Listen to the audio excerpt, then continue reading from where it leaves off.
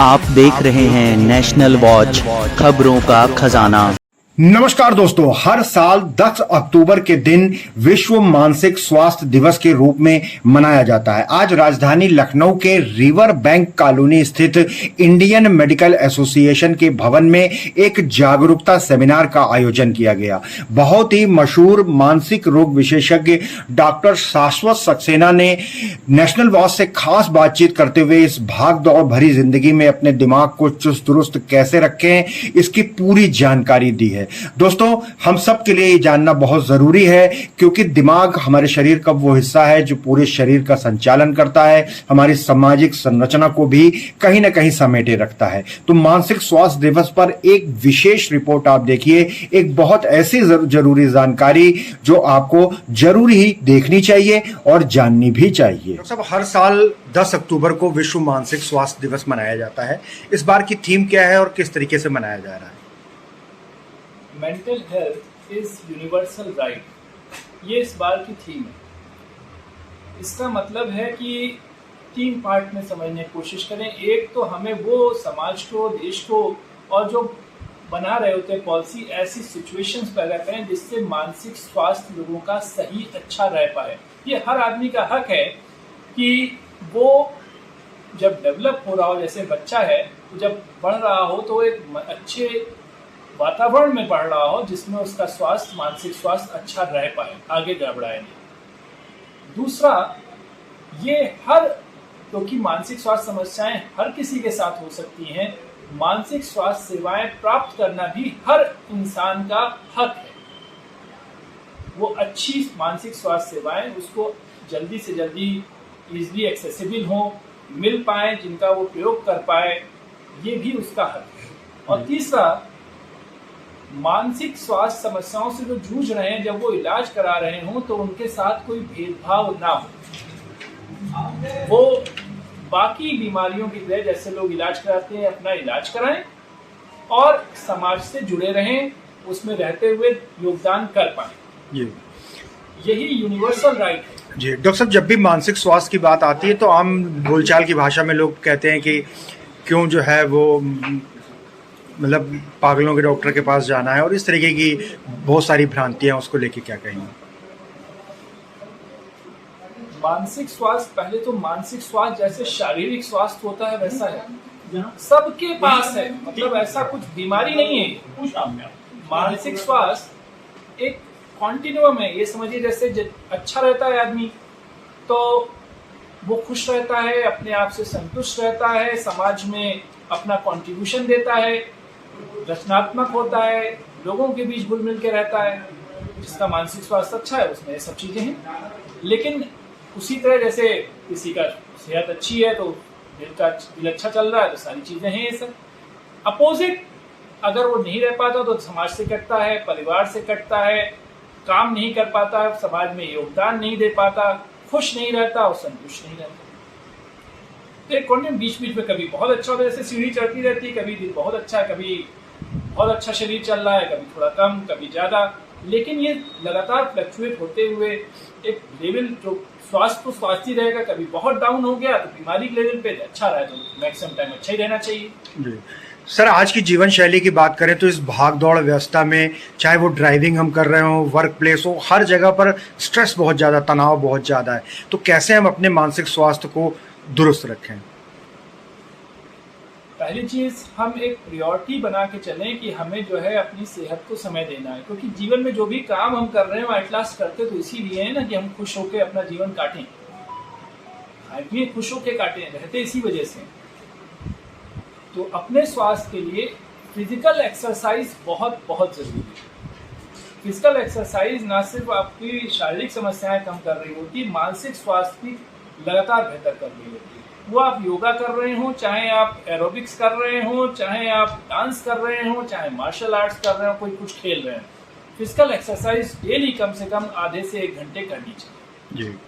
दूसरी चीज, हम लोगों से मिलते रहें, उनसे बातचीत करते रहें। हार्वर्ड की स्टडी है, लंबे जीवन के लिए सबसे जरूरी चीजों में 10 पॉइंट निकाले तो उनमें टॉप की 3 में सोशलाइजेशन है।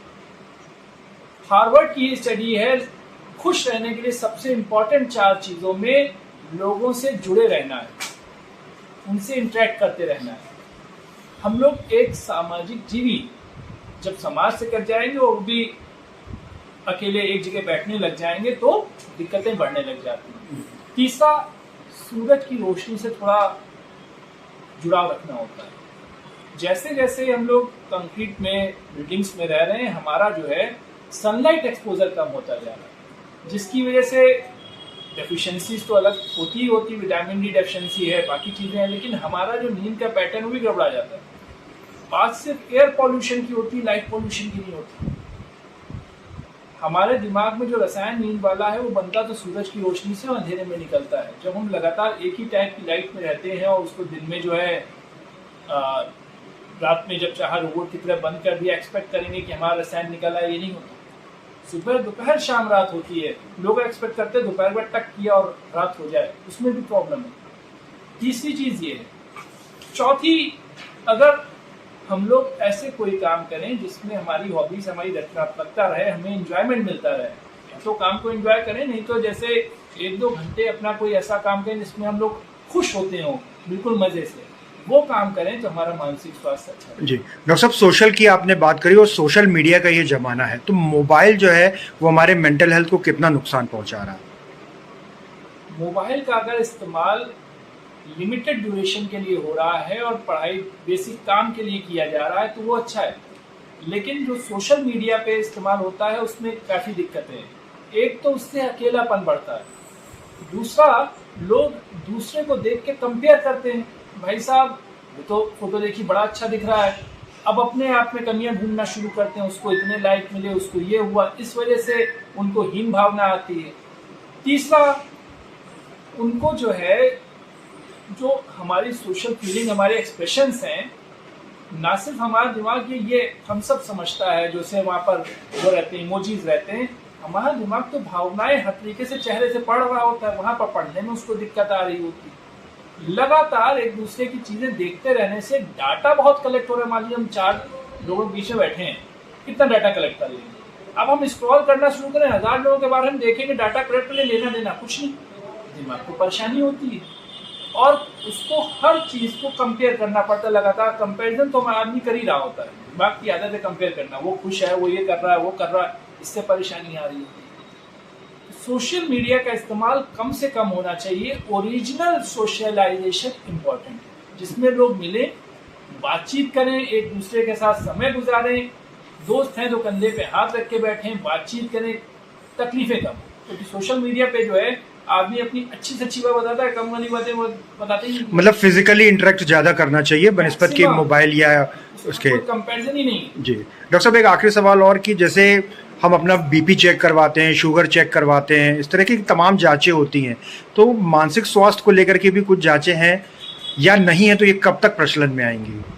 मानसिक स्वास्थ्य को लेकर जांचें अवेलेबल हैं और खुशी की बात मैक्सिमम तो फ्री है, नेट पे भी फ्रीली अवेलेबल है। जैसे अगर तनाव जानना हो कितना है और हमें क्या करना चाहिए, तो PHQ-9 नाम की एक जांच तो जो है WHO प्रमाणित है, उसमें आप बस PHQ-9 के 9 क्वेश्चनों 10 क्वेश्चनों का आंसर दीजिए, आपका तनाव लेवल कितना है, क्या मानसिक डिप्रेशन हो रहा है या नहीं हो रहा पता चल जाएगा। हो रहा है अगर तो क्या करना है वो भी उसमें लिखा मिल जाएगा विद इंटरप्रिटेशन में। इसी तरह कई लोगों को लगता है कि मैं शराब पी रहा हूँ, क्या मुझे आदत तो नहीं है, उसका भी टेस्ट अवेलेबल है।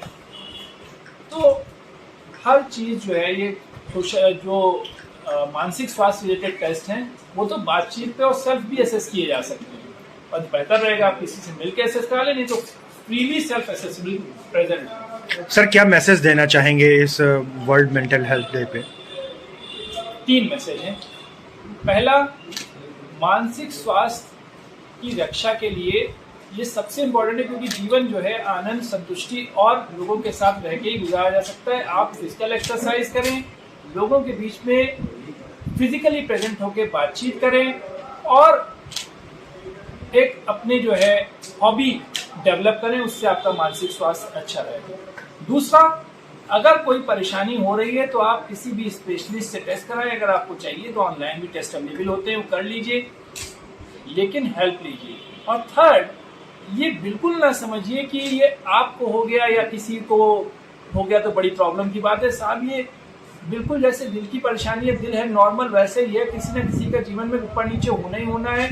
किसी को हो रहा है तो आप हेल्प कीजिए, और आपको अगर हो गया है तो भी हेल्प कीजिए, और उसको अपने से अलग ना समझिए अगर किसी को हो रहा है, क्योंकि ये परेशानी सबके साथ हो सकती है।